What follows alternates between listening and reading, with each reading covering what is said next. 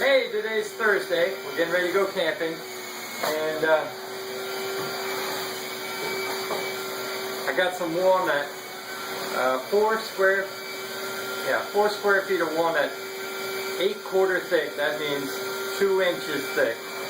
And I made enough blanks for 4 bowls. I'm gonna make 4 bowls, and I have just 3 inches left at the end of the board to make like 6 of the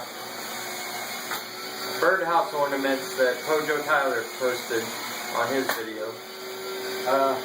Been making a bunch of crosses that was on Chaz's videos. And anyway, lots of pens. Still have a bunch left of blanks for Purple Heart pen. Gonna make 7 more pens, and then we're gonna move on to the satin wood. But this weekend we're camping with the Cub Scouts. They're hiking today, and all right.